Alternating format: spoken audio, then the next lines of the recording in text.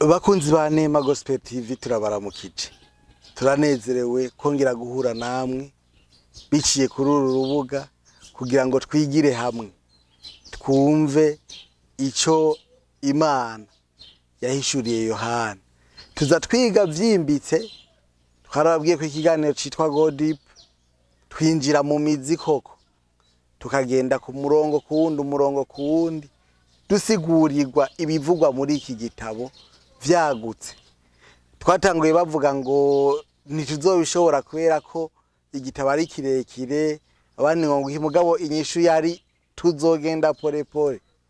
Yesu ntaragaruka, tuzogenda pole pole gushika igihe kizoba gihereye. Abo bizoshika iherezo ryabo rigahera bataraheza kwiga bazorenguka n'ivyo, bazotuvugira ivyo basize turimwo. Mugabo ubu tuza tugenda bukebuke. Umuntu rero dufatiye hagati tuguhaye ikaze, ariko turagusaba ngo usubire inyuma. Tugeze ku gice ca 11 n'umurongo wa 13. Murumva ko tumaze kumara ibice 10 hariya niyo mirongo yindi yo muri iki gice. Ubwo rero tubahaye ikaze. Umwigisha ni Aime Kazimire Harerimana. Mwaramutse. Mahoro cyane Justin. Uguwe neza. Turashimira Imana. Yego. Imana irakoze itwongeye uwundi mwanya. Yego. Ngo dushishikare tuyaga amajambo ari muri iki gitabo. Nivyo kwishimira. Hariho ibintu bitangaje muri iki gitabo. N'umugisha. Yego. Imana yasezeraniye abantu. N'imigisha iri ubwoko bubiri. Yego. Uwa mbere ni ku bantu basoma amajambo yavugishijwe muri iki gitabo. Abo Bibiliya hari umugisha ibavuga ko ibitabahigwa. Aba kabiri n'abantu badashobora gusoma hanyuma ariko bakaba bumva amajambo yavugishijwe muri iki gitabo. Igice vyahishuriwe Yohana. Civyahishuriwe Yohana. Nabo nyene barahiriwe. Imana ishimwe. Amen. None rero nkuko mubivuze Imana izodushoboza kukirangiza. Yego. Nayo uravye ubunini bwaco tugenda ijambo kwijambo umuntu yocika intege, umuntu yoruha. Yego. Ariko nkuko twabonye mu gice giheze Imana ishigikiye igikorwa kirasozererwa kikagenda neza. Yego cyane. Ubuheruka twabonye iki gice ca 11 n'umurongo wa 13. Nkuko rero twama dutangura none munsi dusenge Imana. Imana ishimwe. Mana turagushimiye. Uri Imana yacu nziza. Ni wewe twizigiye. Twarumvise ivyawe n'amatwi yacu. Ibindi amaso yacu aravyibonera. Vyaduteye kugukurikira. Tudatinya, tudakekeranya. Kuri Imana yacu, kuri umutabazi, kuri uwo kwizigirwa. N'ubu Mana shishikara ubana natwe kandi uduha umugisha nk'uko wawusezeranye ku bwa Kristo Yesu umwami wacu. Amen. Umurongo wa 13 twarabonye ihamagagwa ry'aba bantu babiri bashingira intahe Imana. Ingene Imana yabahamagaye bamaze kuzuka. Impwemu itera ubugingo imaze gusubira kubinjiramwo. Bakongera bakaba bazima. Twarabonye kandi igihe baduzwa mu ijuru ivyabaye. Abantu babashinyagurira bari mu gatengo ka mbere. Babonye abantu bari bazi ko bapfuye, babonye abantu bari bazi ko bariko barashinyagurira, bongeye kuba bazima. Twarabonye ko isi yose abantu bababonye baciye baja mu gatengo. Hanyuma Imana imaze kubahamagara ngo baduge, isi gatigita. Igice c'icumi c'abantu c'umuji wose wa Yerusalemu ugasiduka. Abantu benshi bagapfa. Twarabonye naho nyene ko abantu barushirije kugira gatengo. Twarangije tubona abo bantu bariko barahimbaza Imana. Kandi batayihimbaza kubera bihanye, ariko bayihimbaza kubera ubwoba batewe n'ivyo babonye. Umurongo wa 14 rero tugomba kuraba irindi bara rigira gatatu kubera ibara rya kabiri ryari riheze. Umurongo wa 14 havuga ngo ibara rya kabiri riraheze, irya gatatu rigira rize. Ibara rya kabiri riraheze. Iri bara rya kabiri nirijya twabonye rijanye n'ivy'inzamba zitandatu uko vyanditswe mu gice ca 9 kuva ku murongo wa 13 gushika ku murongo wa 21. Ibiri mu gihimba ca 10 ni ihuriro ryaciyemwo gusa, mugabo ubu tugira tubone icago kijanye n'inzamba igirindwe. Yego. Irya gatatu rigira rize. Ibara rya gatatu ni inzamba igirindwi. Ugusamirana kw'inzamba igirindwi kuregereje. Nta na kimwe gishobora kubibuza ngo hacemwo umwanya. Iyi nzamba rero igirindwi turabona muri iki gice ca 11 were ku murongo wa 15 kugeza umurongo wa 19. Umurongo wa 15 havuga ngo umumarayika wo mwijuru avuza inzamba, mwijuru hakurikira amajwi. Mu Kigiriki bakoze ijambo avuga ngo hakurikira amajwi avuga, ariko muri Bibiliya handitswe ngo amajwi arenga. Ati ubwami bw'isi buhindutse ubw'umwami wacu n'ubwa Kristo wiwe, kandi azohora hangamye ibihe bidashira. Imana ishimwe. Umumarayika wo mwijuru avuza inzamba. Igice c'ihuriro gitandukanya ica 9 n'ica 11 kiraheze. Inzamba yindwi yo guca urubanza irasamiranye. Mwijuru hakurikira amajwi arenga. Ubu bugira kandi burashitse. Ireresi canke ifirime ivuye kw'isi yimukiye mwijuru. Ubu tugeze imbere y'intebe y'Imana. Mwijuru hari hagumye agacerere gushika mu gice cyo kumena agashashara kagirindwi. Ariko mu gihe inzamba y'indwi isamiranye haci haba guhimbaza kunini. Agashashara kindwi kashuye uguca urubanza kwegereje. Ariko inzamba y'indwi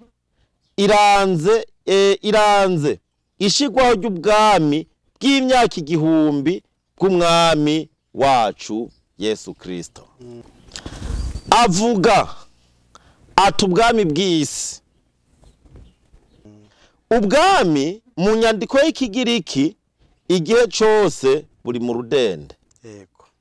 Mw'isi habaho ubwami bubiri gusa, ubwami bw'Imana n'ubwami bw'isi buri munsi y'inganji ya Satani, nkuko tubona muri Matayo 4:8 n'umurongo w'9. Ubwami buvugwa hano n'ubwami bwa Satani buhindutse. Mu Kigiriki handitswe ngo egeneto, kandi vyasobanuwe ngo bwari bwahindutse. Ikoreshwa ry'akahise mu buvugishwa ryerekana igikorwa camaze kuranguka cyangwa ico cyose kiruko nyene. Si kuvuga ko Yesu Kristo hari umunsi agiye kuzoba umwami, ariko asanzwe ari umwami w'abami. Imana yacu nishimwe. Amen.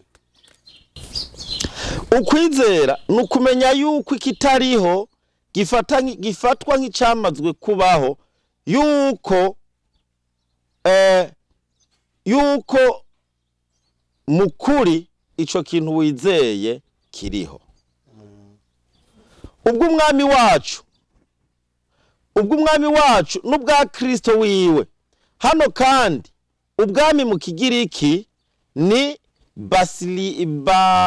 basileiye.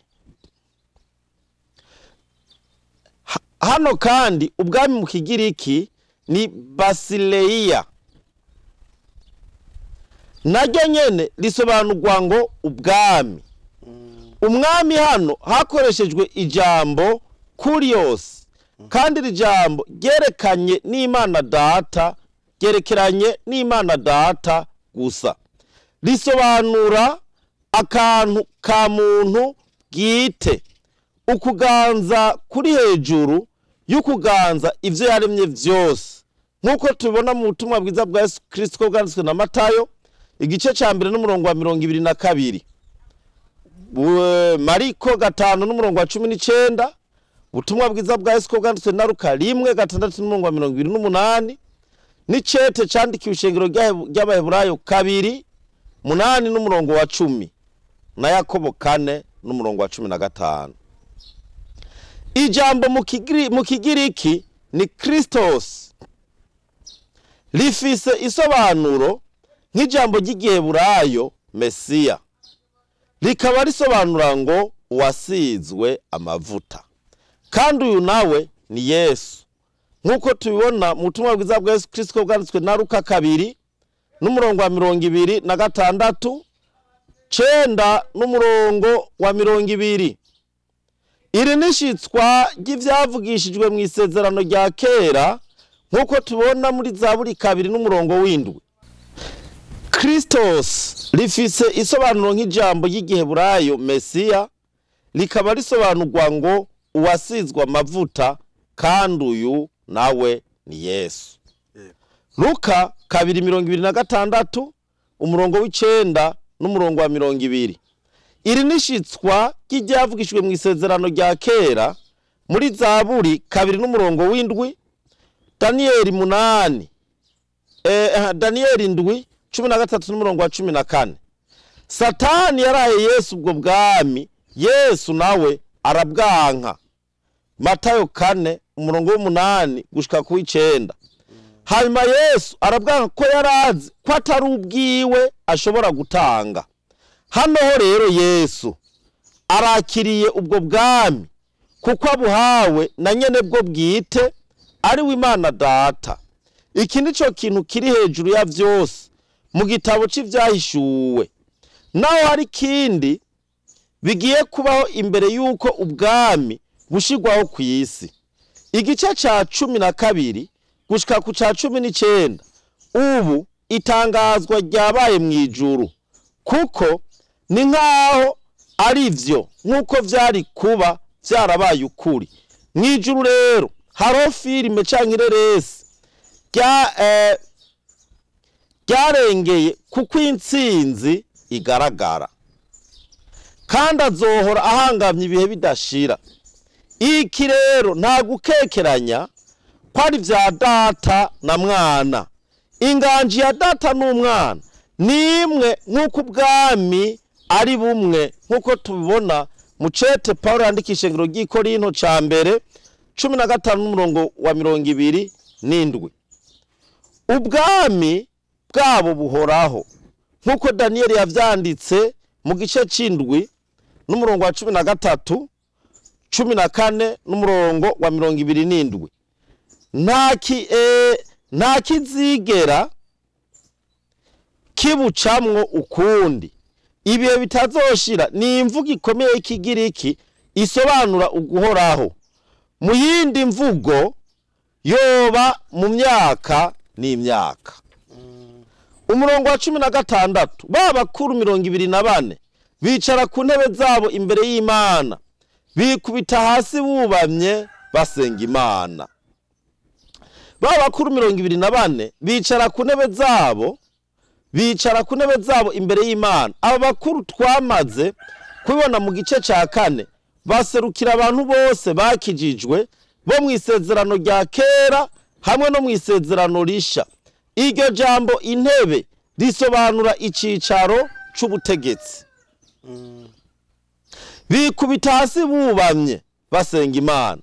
Igihe itangazo ryari rimaze gushikirizwa ko Imana igira yimike ubwami bwayo, abera bari bamaze imyaka amajana basengera ico kintu ngo gishike, baciye bikubita hasi bubamye basenga Imana. Umurongo wa 17 havuga ngo bati, turagushimiye Mwami Imana ishobora vyose, uriho kandi wamyeho. Haleluya. Amen. Mu Kigiriki banditse bako jambo rivuga ngo kandi uje, kuko wabiriye ububasha bwawe buhambaye ukima. Mu Kigiriki baba ijambo rivuga ngo ukaba warimye. Bati turagushimiye. Bariko rero batanga amashimwe ku Mana kuko ishikije amasezerano yayo mu gushiraho ubwami bwayo kandi igira irongore abantu bayo. Mwami Imana ishobora vyose. Iri jambo rikoreshejwe kenshi cyane mu gitabo c'ivyahishuwe, ariko nta handi na hamwe riboneka mu isezerano rishasha. Ijambo umwami mu Kigiriki twarabonye ko ni kurios kandi gerekanywe n'icubahiro c'umwami w'abami. Ijambo Imana mu Kigiriki ni theos kandi gerekeranye n'ubumana. Muri babandi 70 mu gihe bahumekegwa n'Imana mu kwandika Bibiliya, isezerano rya kera kuri iri jambo Imana bakoresheje ijambo rivuga ngo Elohim. Mu gihe burayo kandi gerekeranye n'ubushobozi bwayo n'icubahiro cayo. Ijambo kandi risobanura ubuganza vyose, rikoreshwa gusa ku Mana yonyene. Ibi n'ibinyabugingo birahimbaza Imana ariyo mwami w'abami. Imana nishimwe. Amen. Uriho kandi wamyeho. Mu Kigiriki bavuze ngo kandi uje. Birashoboka kwibi bikuwe mu isezerano rya kera kandi vyerekeranye n'izina ry'Imana Yehova. Kandi rishaka kuvuga ivyo guhoraho kw'Imana mu buryo iri niyo yonyene yamyeho kandi iriho kandi ibihe vyose izokwamaho ibihe n'ibihe. Nico gituma Imana yitwa uhoraho. Imana ishimwe. Amen. Kuko wabiriye ububasha bwawe buhambaye ukima. Bavuze ngo ukaba warimye mu Kigiriki. Mu yandi majambo iri ryungane rivuga riti wemeje ko ufise ubushobozi buhambaye. Abera bariko barahimbaza Imana kuko yerekanye ko ari nyabushobozi bwinshi, yamye ifise ubushobozi ibihe byose. None nubu irabwerekanye mu gufata byose ikabishira munsi y'ukugenzura kwayo, ikaba yarimye. Nico kimwe no kuvuga ngo ukaba ari wewe watanguye kwima. Umurongo wa 18. Kandi amahanga araraka, uburake bwawe buraza, igihe cyo gucigwa amateka abapfuye kirashika, nico kugereramwe abasavyi bawe. Nibo bavugishwa nawe no kugerera abera n'abubaha izina ryawe, aboroshe n'abahambaye, nico guhonerezamwa abahonya isi. Kandi amahanga araraka. Ijambo amahanga rikoreshwa muri Bibiliya mu kwerekana abantu bo mu isi batarakizwa. Biraryoshe no kubona ko ikintu cateye kunezerwa cyane mwijuru arivyo vyatumye mu isi ho haba gushavura. Amahanga arashavuye kuko ubwami bwabo babwatswe kandi ukwihora kw'Imana kurashitse. Abatiteguye bazokwanka kuganza kugororotse kw'Imana. Nkuko tubona muri Zaburi 2 n'umurongo wa mbere, umurongo wa 5 12, Zaburi 99 umurongo wa mbere, n'ivyakozwe n'intumwa 4:25. Ndafitiye iganuke abantu bo mu isi bama bariko baragwanira gutegeka, bama barara biyumvira ingene botembagaza ubutegetsi, bama bariko biyumvira intambara, bama biyumvira ivyo bokora kugira ngo bashikire ku kuganza. Ndabafitiye iganuke, uwo munsi bazosubiza amero mwisaho. Uburake bwawe buraza. Uburake bwawe buraza. Ibisobanura ngo uburake bwawe bwaraje. Amaherezo igihe cyo guhana abananiwe c'Imana caraje kuko bose bakoze ibigwanya iyo mana. Igihe cyo gucirwa kw'amateka abapfuye, ibi bishaka kutubwira ivyerekeye intebe ihambaye yera imanza uko biri mu gice ca 20. N'ubu nyene haracari ibintu bibwirizwa gukoreka mw'isi mbere yuko ibihe bishika, ariko mwijuru vyamaze gutangazwa nk'ari gikorwa cyamaze kurangurwa. Imana ni mushobora vyose, kubuga ico yamaze gutangaza kwizokora, ariko kizoba vy'ukuri kandi bikabera mu mwanya wacu. Abatumviye bazoshobora kurengana urubanza rw'Imana nk'uko tubisoma mu vyasho Yohana 20:11 n'umurongo wa 12. Abantu batumviye rero nk'uko tubibona muri uwo murongo ntibizokunda namba, ntibazoshobora kurengana urubanza rw'Imana rugira rushike. Nico kugeramwe abasavyi bawe mu gihe c'impera. Imana izoshira ibintu vyose ku rutonde, ntizocira imanza abagabitanije gusa, azogira ko impera abagororotsi nico kurengana nico kugereramwe abasavyi bayo bayikoreye, nkuko tubona mu butumwa bwiza bwa Yesu Kristo 10:29 n'umurongo wa 30. Ubwo bwanditswe nande? Ubutumwa bwiza bwa Yesu Kristo bwanditswe na Mariko 10 umurongo wa 29 gushika ku murongo wa 30. Niba bavugishwa nawe no kugerera abera n'abubaha izina ryawe, aboroshe n'abahambaye. Nta muntu n'umwe yakoreye Imana azokwibagirwa canke ngo yikorera amaboko. Bose bazoshumbushwa, abo bose bavuze ukuri kw'Imana mu bwizigirwa, abo bose bagendeye mu kwezwa, abo bose bicisha bugufi imbere yayo, baba abato canke abahambaye, bose bazobihembegwa. Niko ijambo ry'Imana rivuga mu butumwa bwiza bwa Yesu Kristo ko bwanditswe na Mariko 9 n'umurongo wa 41. Nico guhonerezwamwo abahonya isi. Ijambo guhonya mu Kigiriki ni diafeteiro, kandi risobanura guhumanya ibidukikije canke kuyogeza ibintu canke ibitegwa. Abanyavyaha bononye isi barafashe ibishoboka vyose bashobora kuyikurako, barayiyogeza. Hariho rero umunsi umwe Imana izobasambura abo bose nabo nyene n'isi nayo. Naha nyene nikindi cerekana kijanye n'urubanza ruje Imana izocira abantu nk'uko tuzobibona mu gice ca 20. Umurongo wa 19 niwo turangiriza ko iki gice ca 11 c'iki gitabo. Uravuga ngo urusengero rw'Imana rwo mwijuru rurugurugwa.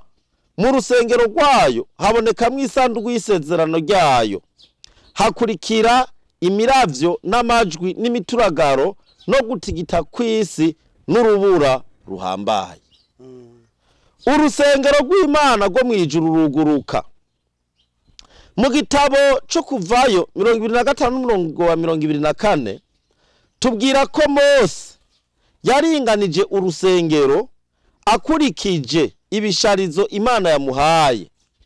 Mu gitabo c'Abaheburayo 9 n'umurongo wa 23 kugeza kwa 24 turabwirwa ivy'urusengero rw'isi rwasharijwe nk'urusengero rwo mwijuru. Urusengero rw'isi mu Kigiriki ni naos, vyerekana no kuvuga ahera ahera, ikibanza aho kuba kw'Imana kudahengeshanya kuguma. Mu rusengero rwayo habonekamwe isanduku y'isezerano ryayo. Mu isezerano rya kera isanduku yari yifise amazina 5, akeshi yitwa isanduku y'isezerano kuko niyo yarimwo ibisate vyanditswe ko amasezerano ngenderwa ko hagati y'Imana n'abantu bayo, nk'uko tubona mu guharura 10:33. Yarongera ikitwa kandi isanduku y'ibishinga intahe, nk'uko tubibona muri Kuvayo 25:22. Kuko cari gishinga ntahe cyo kugira neza kw'Imana kuri Isirayeli y'ikinyavyaha. Yarongera kandi ikitwa isanduku y'Imana, nk'uko tubona muri Samweli wa mbere 3:3, kuko niyo yaboneka nk'intebe y'Imana yonyene kw'isi.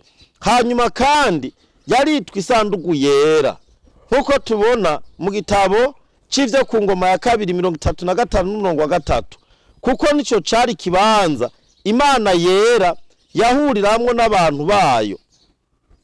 Mu guheza isanduku yaritwa isanduku y'inkomezi z'Imana, nk'uko tubona muri Zaburi 132:8, kuko iyo sanduku aho yaja hose ibitangaza binini kandi bidasanzwe vyaraboneka. Mu gitabo c'ivyahishuwe iyo sanduku yitwa isanduku y'isezerano ryayo. Isanduku yaguma ahera hahera, cari cibutso c'amasezerano y'Imana no kuba hafi y'abantu bayo. Isanduku yari ishizwe ku ruhande ku buryo atawundi yayegera atari umuherezi mukuru gusa, kandi yayibona rimwe gusa mu mwaka. Hakurikira imiravyo n'amajwi, imituragaro no gutigita kw'isi n'urubura ruhambaye. Na nubu ireresi ry'ibidasanzwe riragarutse kw'isi. Aya majambo adondaguwe nk'uko twari twayabonye mu gice ca 4 n'ica 8 n'ibimenyetso vy'urubanza. Mu gice c'8 nyamugigima iriyongera mu kwerekana ko urubanza rwerekeza ruba runini. Hano nyene urubanza ruragaragaza ukuza gukomeye k'urubanza kw'isi. Icyumviro kiri hano nuko urubanza rwiyongeranya uko twegereza kwinjira mu gihe c'amagume. Na turangirije izi nyigisho, hari ibintu turiko turabona biteye ubwoba mw'isi. Hari intambara turiko turabona ziteye ubwoba kw'isi. Bibiliya ivuga ngo ibi vyose nibise vyo kuramukwa. Ariko ikintu kibabaje nuko abantu batariko barabibona, nuko abantu basinziriye, nuko abantu batariko bararaba ivyanditswe, ivyahumetswe n'Imana, ivyavugishijwe n'Imana. Ibi Yohana yeretswe haraheze imyaka 2000, ariko igihe cavyo co gushika kiregereje, kiri hafi. Ibimenyetso vyinshi birerekana ko ari intango yo kuramukwa, kandi ko mu mwanya muto urubanza rw'Imana, inzamba y'Imana ishobora kuvuga abiteguye bagasanganira umwami. Ikibazo ni iki kuri uri kurankurikirana? Mbega uriteguye gusanganira umwami? Ni inzamba y'umumarayika mukuru yahagarara ku bicu akayivuza, abantu bose bapfiriye mu mwami bazoca bazuka bagaca baduhitana, twazoba bakiriho tugasanganira umwami ku bicu. Uriteguye gusanganira umwami? Abumvise amajambo y'Imana, Imana ibahezagire. Amen. Bakunzi ba Neema Gospel TV, aha ni ikiganiro cy'uno munsi kigarukiye. Turangije tubiyifuriza kuroranirwa, ariko kandi tunabasaba kugira gute gusangiza inshuti n'abagenzi iki kiganiro, bamenye ko hari ishure rihari ririko ririgisha ijambo, kugira ngo nabo baze dufadikanye kwiga, twiga ibivyera vy'Imana. Na cane cane akantu kiyongera ko kabijya nuko yaba uwusoma canke uwumva ivyanditse muri iki gitabo tuza twiga c'ivyahishuriwe Yohana, Bibiliya imwita umuhigwe. Bivuze ngo hariho umugisha agenewe kubera ko yemeye kwicara akumviriza nubwo yoba atasomye. Bivuga ngo uwusoma canke uwumviriza, uzoshobora gukombina rede arafa azoba baye umuhigwe inshuro zibiri. Umwami Imana bahezagire. Amen.